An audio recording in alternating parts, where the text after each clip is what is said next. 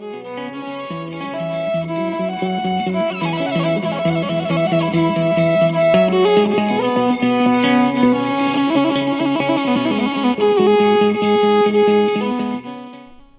አብ ወወልድ ወመንፈስ ቅዱስ አሃዱ አምላክ አሜን። በመላው ዓለም የምትገኙ አበው ካህናት፣ አሃው ዲያቆናት፣ የቤተ ክርስቲያን ጌጦች ምእመናን፣ አባቶች፣ እናቶች፣ ወንድሞችና እህቶች እግዚአብሔር አምላክ ወደ እኔ ይመጡ ዘንድ አትከልክሏቸው ብሎ የሚወዳችሁ ሕፃናት የአብ ጸጋ፣ የወልድ ቸርነት፣ የመንፈስ ቅዱስ ኅብረት አንድነት በሁላችን ላይ አድሮ ይኖር። አንድ ምስጢር ስለ 64 የአባ ኤፍሬም ውዳሴ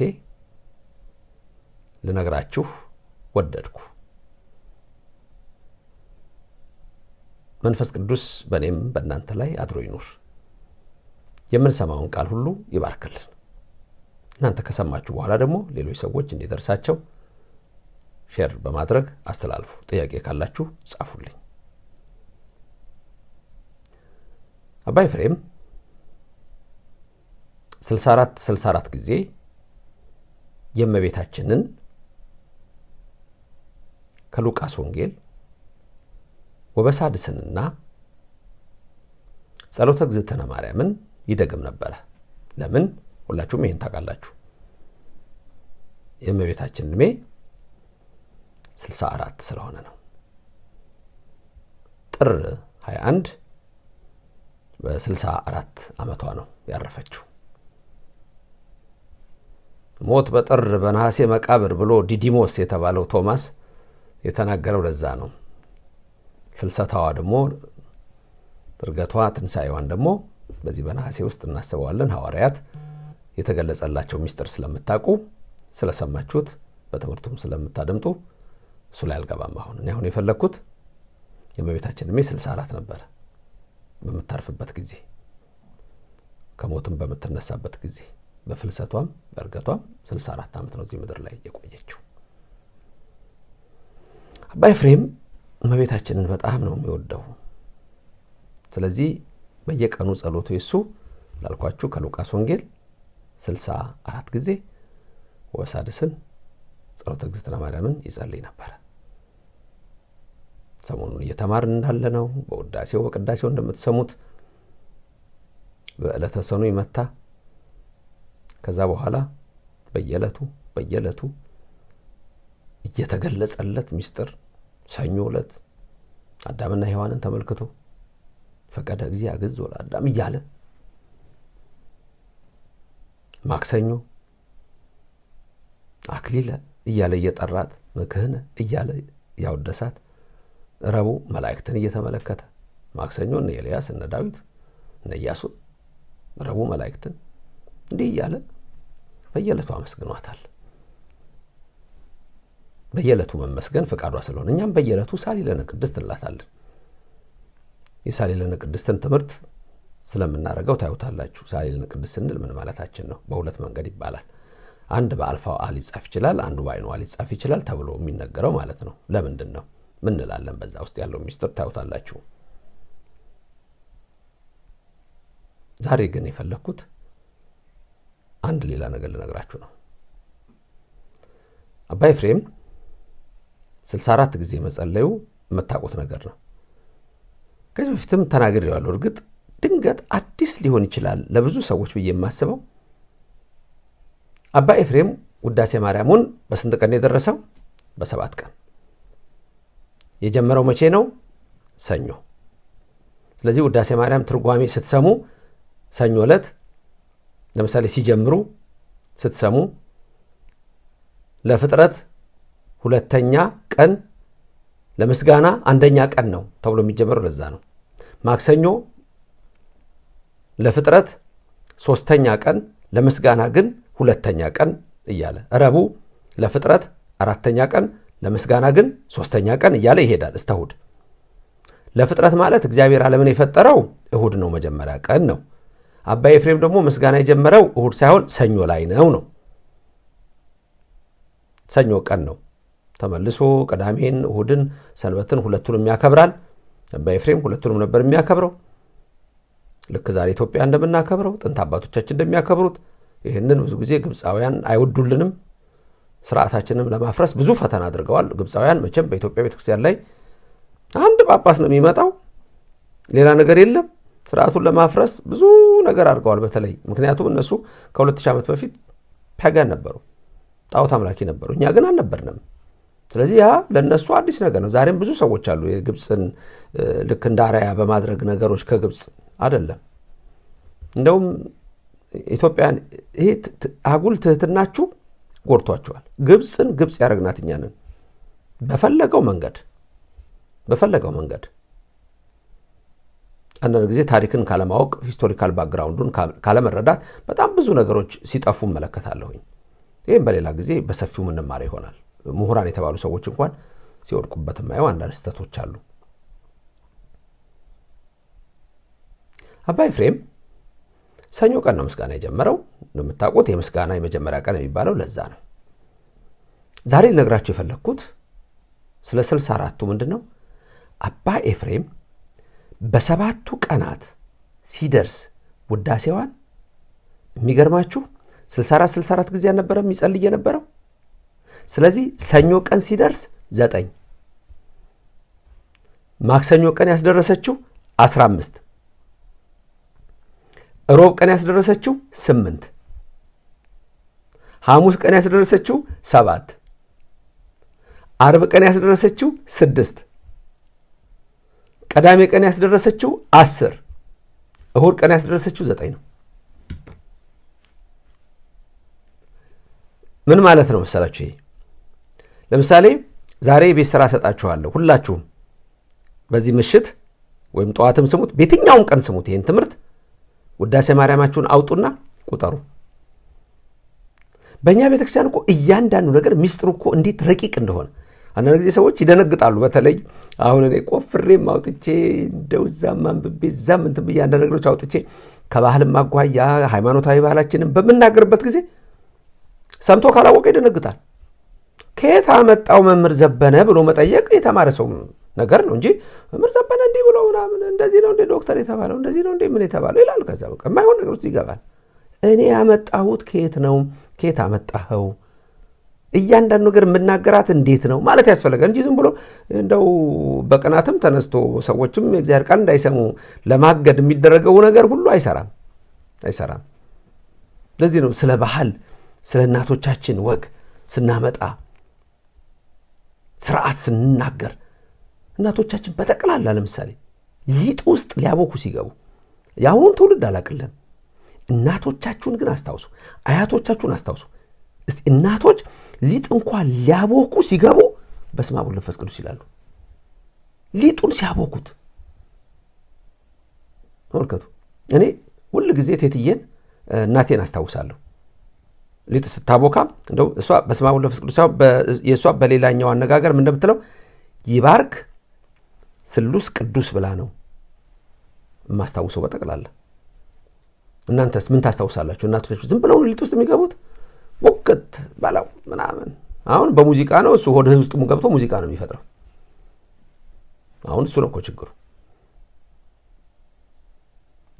ይሄንን ስናገር ከባህላችሁ አኳያ እኔ ያልኩት ስተት ነው ወይስ ልክ ነው? ስተት ከሆነ አይደለም ብለህ በትምህርት አስተምረኝ። ካላወቅ ዝጋ፣ ቆልፍ። ምን አስወራ? ምን አሳደበ? ዝም ብትል አይሻል? ምክንያቱም መስደብ ኃጢአት ነው የሚመጣው። ይህን ምለው ደግሞ ውጭ ላሉት አይደለም። በቤተ ክርስቲያን ውስጥ ሆነ መርጌታ ነኝ ቄስ ነኝ ምን ነኝ እያልክ የቤተ ክርስቲያኗን ስርዓቷንና ባህሏን ሳጠነቅቅ ዜማ በማወቅ ብቻ የሚሆን ነገር አይደለም። ዜማያውም ማዜማው ምንድነው ማለት አለበት። ስለ ምሪት ብናነሳ የአንሺውና የመሪው ምንድነው? በዚህ በቀኝ በግራ የሚባለው ምንድነው? መቋሚያው ምን ዝም ብዬ መያዣ መደገፊያ አይደለም። ምንድነው ሚስጥሩ የሚለው ማወቅ ያስፈልጋል። እያንዳንዷ የኢትዮጵያ ኦርቶዶክስ ተዋሕዶ ቤተክርስቲያን ይደንቃል። እናንተ ኦርቶዶክሳውያን እንደው እኮ ታድላችኋል እምላችሁ ሁሌ እቺ ቋንቋ አይደች አይደል? ኦርቶዶክስ መሆን መታደል ነው የሚለውን ገና ድሮ ነው ጀመርኩት። ሌሎችም ሲሉ ሰምቻለሁ። እሰይ እንደዚህ አይነቱ ደስ ይለኛል። ኦርቶዶክስ መሆን መታደል ነው ማለት መንግስተ ሰማያት መግባት ማለት መታደል ማለት ጸጋ ማለት ነው። በጸጋ ነው እንጂ እናቶቻችን አባቶቻችን የሚያደርጉት ስርዓት ሁሉ አሁን እየተረሳ እንደሆነ አላቅም እንጂ በ16 ቆራቢዎች 16 ዛቲ ነው የሚባለው ስሙ። በግዕዙ ዛቲ የሚለው ትርጉም ራሱን የቻለ ትርጉም አለው። ትርጉሙ ዛቲ የሚለው ሌላ ነው፣ ግን ለእንትኑ ተቀጽሏል። እንዴት እንደሆነ ባላቅም ዛቲ ተብሎ ይዘው ሄዳሉ። አለው መንገድ አለው። እሱም ቢሆን እንደ ጸበል ጸዲቅ በአገልግል አድርገው በምን አድርገው ይዘው ሄዳሉ። እና የመጨረሻው ቀን እንደውም የቆራቢ ተብሎ 16 በመሰብ ወርቅ ተሸልሞ ይኬዳል። ለእኔ ብጤው ይሰጣል። ሰው አፉን ያድፋል። አንድ ላይ ተሆኖ ይሄ ሁሉ ስርዓት ነበር። እንግዲህ እየተው ነው። ሌላ ቀርቶ እንትን እየቀረ ነው። እናንተ መሳለሚያውን ብሰው ዝም ብሎ ይመስለዋል። አንስቶ ድንጋይ ቁጭ አድርጎ እዛ ጋር ተሳልሞ ሲሄድ ዝም ብሎ ይመስለዋል። ልማደ ያዕቆብ ነው። በያዕቆብ የመጣ እኮ ነው። ያዕቆብ ዛቲ ይእቲ ሆህታ ለሰማይ እቺ እኮ የእግዚአብሔር ደጅ ነች። በዚህ እግዚአብሔር ደጅ ይታነጻሉ። ድንጋይ አንስቶ ዘይት አፍስሶ ያንን ድንጋይ አስቀመጠው የሚለው እኮ ለዛ ነው። አላወኩም ነበር ለካ እቺ የእግዚአብሔር ደጅ ነች አለ። ልክ መሳለሚያ ስናገኝ አላወኩም ነገር እዚህ ጋር ለካ ቤተክርስቲያን አለ። ድንጋይ ስተቁጭ አድርገን እንሳለማለን። ሊቀር ነው። አሁን ይህን ስናውራ ስናስተምር አይቶ የማያውቅ ሰው ከየት የመጣ ነው ድንጋይ ተሸክሞ ድንጋይ ክቦ ሊል ይችላል። ድንጋይ የሆነው ልቦናህን በወንጌል አለስልስ። እንደ ፈርዖን እንዳትሰጥም ይጠቅምሃል። እንግዲህ ልንገራችሁ የ64 ነገር አባ ኤፍሬም ቅድም በነገርኳችሁ ቁጥር ውዳሴ ማርያምን 64 ነው። አንቀጸ ብርሃን የሱ አይደለም። የዘውትር ጸሎት የሚለው ቀድሞ የአባ ኤፍሬም አይደለም፣ ውዳሴው ነው። ውዳሴ ያለ እግዝእትነ ማርያም ድንግል ወላዲተ አምላክ ዘይትነበብ በዕለተ ሰኑይ በዕለተ ሰሉስ በዕለተ ረቡዕ እያለ የሚሄደው ነው። በዕለተ ሐሙስ፣ በዕለተ ዓርብ፣ በዕለተ ቀዳሚት ሰንበት፣ በዕለተ ሰንበተ ክርስቲያን። የሰኞ 9 ነው። ሲጀምር ከፈቀደ ነው። ከፈቀደ ይጀምራል። ሲያበቃ ብርሃን ዘበአማን ላይ ነው። እሱን ቁጠሩት ስንት እንደሆነ 9 ነው። ማክሰኞ ውዳሴ ያለ እግዝእትነ ማርያም ዘይትነበብ በዕለተ ሰሉስ አክሊለ ብሎ የሚጀምረው ማለት ነው። ከአክሊለ ጀምራችሁ የመጨረሻው ተፈሲ ኦ ማርያም የሚል ነው። የማክሰኞ በዛ ይላል 15 ነው። ረቡዕ ሲጀምር ኩሉ ሰራዊተ ሰማያት ብሎ ነው የሚጀምረው። ኩሉ ብሎ ነው የሚጀምረው። የሚያበቃው ረቡዕ ሆህትሰ ላይ ነው። በረቡዕ ቀን ለምን ሆህትሰን አለ? ራሱን የቻለ ሚስጥር አለው። እሱን አለም አሁን ምርጋችሁ የረቡዕ 8 ይሆናል። ደምሩ። የሰኞ 9 ሲደመር የማክሰኞ 15 ሲደመር የረቡዕ 8 የሐሙስ 7 እንተን የሙሴ በነደ እሳት ብሎ ነው የሚጀምረው። ሲያበቃ ግን አሃዱ ብሎ ነው የሚያበቃው የሐሙስ። ስለዚህ የሐሙስ ደግሞ 7። ዓርብ ላይ 6 ነው ያለው። ከሁሉም ቀኖች የዓርቡ አነስ ያለ ነው። ዓርብ ዕለት 6 አለው። ሲጀምር ቡሩክ ታንቲ ማንስት ነው የሚጀምረው። ውዳሴ ያለ እግዝእትነ ማርያም ድንግል ወላዲተ አምላክ ዘይትነበብ በዕለተ ዓርብ ብሎ ቡሩክ ታንቲ ማንስት ብሎ ይጀምርና ሲያበቃ ትጸርህ ብሎ ነው የሚያበቃው። 6 ነው። የቅዳሜው 10 ነው። ንጽሕት ወብሪት ብሎ ነው የሚጀምረው። በቀዳሚት ሰንበት ነው። ቀዳሚት ሰንበት ነች። ከቤተ ክህነቱ ጀምሮ መቅሰፍት የመጣብን ቀዳሚት ሰንበትን መሻር ነው አንዱ። በደርግ ጊዜ ጀመረ እስከ ዛሬ ድረስ። ይህን የቤተክርስቲያን ሰዎች አስቡበት። ቀዳሚት ሰንበት አይሁድ። ስለዚህ የቀዳሜው 10 ይሆናል። ተፈሥሒ ምልዕተ ጸጋ ላይ ያበቃል። ንጽሕት ወብሪት ብሎ 10 ይሆናል። የሁዱ ውዳሴ ያለ እግዝእትነ ማርያም ድንግል ወላዲተ አምላክ ዘይትነበብ በበለተ ሰንበተ ክርስቲያን ነው። ይሄኛው በብሉይም ነበረች እሑድ። ስለዚህ እዛ ግን በ49 ቀናት አልፋ ትመጣለች፣ በኢዮቤልዩ ትመጣለች ነበረች በውስጡ። ግን ጌታ ከሞት ከተነሳባት ጊዜ ጀምሮ ደግሞ በየእሑዱ እናከብራታለን። ዕለተ አባይ እንላታለን። ታላቅ ነች። ዘላለም የምትኖር እሷ ነች። ሌላ ሁሉ ሲጠፋ እሷ ትኖራለች። ምስጋና ቀን ማለት ነው ለዘላለም። የዛን ቀን ሲጀምር ተሰማይኪ ብሎ ነው የሚጀምረው አባ ኤፍሬም። ተሰማይኪ ብሎ ሲጨርስ ለኪደሉ ብሎ ነው የሚጨርሰው። ስትቆጥሩት 9 ነው የሚመጣው። ደምሩ አሁኑ ነው። ሰኞ 9 ፈቀደ እግዚ እስከ ብርሃን 9 የማክሰኞ ከአክሊለ እስተፈሲዮ ማርያም 15 የረቡዕ ኩሉ ሰራዊተ ሰማያት ብሎ እስከ ሆትሰ 8 የሐሙስ 7 እፀ ብሎ እስተ አሃዱ የዓርብ 6 ነው ብያቸዋለሁ። ብሩክታንቲ ማንስት ብሎ ይጀምራል፣ ትጸር ላይ ያበቃል። የቅዳሜው ንጽሕት ወብሪት ብሎ ጀምሮ ሲያበቃ ተፈሲ ወማርያም ምን ተጸጋ ቁጥሩ 10 የእሑዱ ተሰማይኪ ሲያበቃ ለኪደሉ ቁጥሩ 9 አንድ ላይ 64 አባ ኤፍሬም የደረሰው ሰኞ አስጀምራ እስተ እሑድ በየቀኑ ይሄን 64 ነው። አባቶቻችን በዚህ መልክ አድርገው ተውዳሴ ማርያም ብዙ እልፍ ድርሰቶች ደርሷል። ይሄ ግን ውዳሴ ማርያም ይወላችሁ በእድሜዋ ልክ እንደዚህ ነው የሆነው። ኦርቶዶክስ ሁሉ ነገሯ ሚስጥር ነው። ሁሉ ነገሯ ረቂቅ ነው። ዕውቀት የሚያስፈልገው ለዚህ ነው። ሁሉን ማወቅ ደስ ያሰኛል። አያችሁ ምእመናን፣ ለአባ ኤፍሬም የተገለጸች መብርሃን ትገለጽላችሁ። ለአባ ሕርያቆስ የተገለጸች እመቤታችን ትገለጽላችሁ። ለአባ ጊዮርጊስ የተገለጸች እመቤታችን ትገለጽላችሁ። የባስልዮስ ዘቂሳርያ በረከቱ ይደርባችሁ። የያዕቆብ ዘንጽቢን ረድኤቱ ከእናንተ ጋር ይሁን። የአባ ስምዖን ዘአምድ ረድኤቱም አይራቃችሁ። የመብርሃን አባት የቅዱስ ኢያቄም የእናቷ የቅድስት ሐና በረከት እንደ ዝናብ በእናንተ ላይ ይውረድ።